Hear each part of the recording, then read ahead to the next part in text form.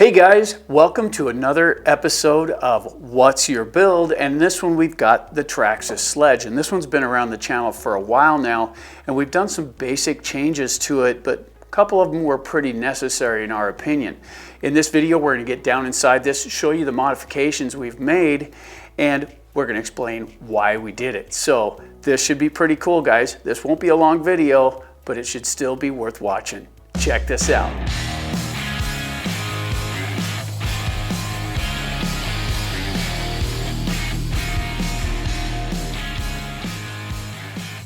All right, so let's start off with the body, and this is the original body of this, and it lost a fight with the pit bull, and you can tell by the front end that it's been beat up pretty bad, and that just goes to amplify the idea of that when you're out running, there are other things other than you out there. It could be an animal, it could be children, it could be anything.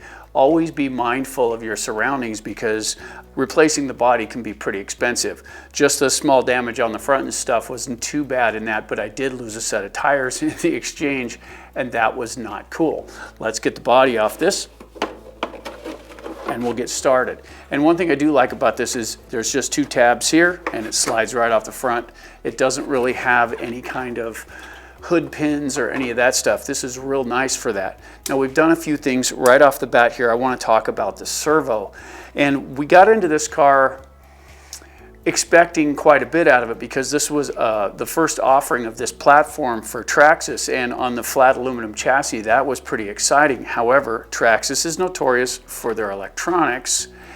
And right down in here you can see we've got a 35 kilogram VTEC servo in there, and we go with the VTEC stuff because they're available all over the place. You can get them at eBay just like that, and they're not overly expensive. So if you burn one down, which we haven't burned any of these down, we did break one, but that was totally my fault. But these hold up pretty good, and for the price, that's something that's hard to bat an eye at. You can be generally under $50 to get one, and that's pretty cool. So we did swap out the servo because the stock one softened up and then pretty much quit working altogether. So we did go with that on that.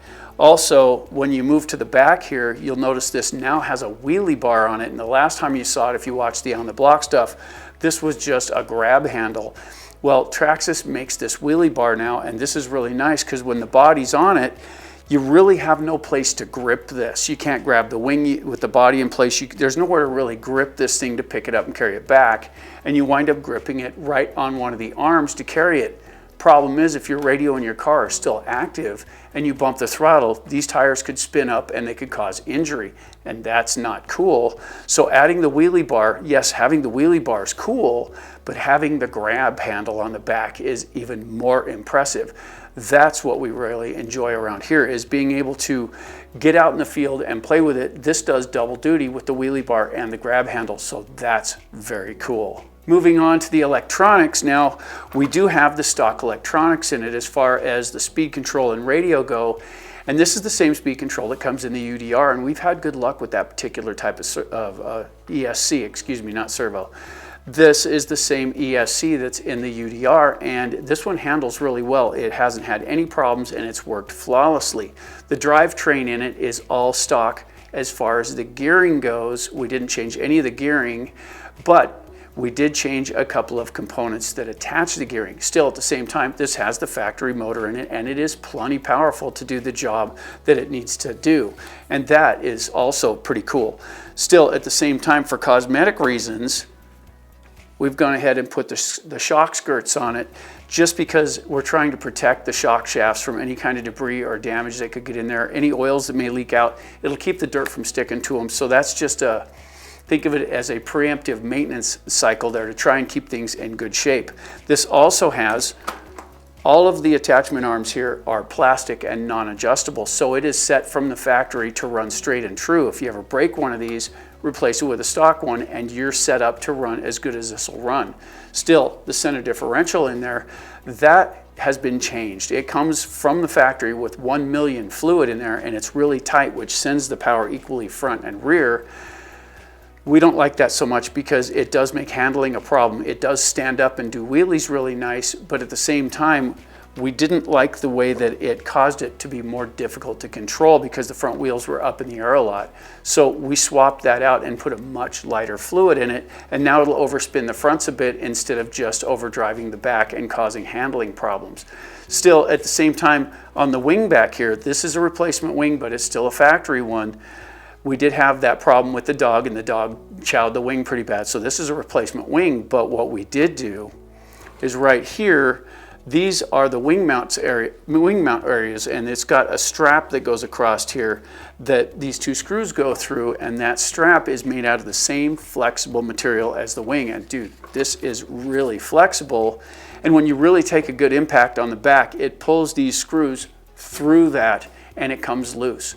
What I have on here are these are little hockey puck looking things. These are pistons out of the Arma 6S cars, and they usually send you extras with the kits. And so I took 2 of those. They fit right in the little area, and they look pretty good on top, but they're a lot stronger plastic, and we've never had a wing problem since. So that's been a nice fix too. So that's what we did there. Underneath the battery here, let's go right into the battery box and show you what that is. Right down here underneath the battery box, we have a piece of foam in here, and this is not just typical foam. This goes all the way under the battery, and our batteries give us enough room to put that in there. But what that is a piece of mouse pad that we cut to fit, and that softens some of the impact that we get when we do hard landings and whatnot for the batteries. So we did that as just a way to protect the batteries when we're jumping and bashing really hard and that kind of thing. And that takes care of that. So now that's all in pretty good shape. The T-bar is undamaged and the differentials are working perfectly. So that's all good stuff too. Still, I want to get onto the main thing here, and what it is right in here, you'll see we've got a new motor mount assembly in there, and Traxxas came out with this 2-part assembly.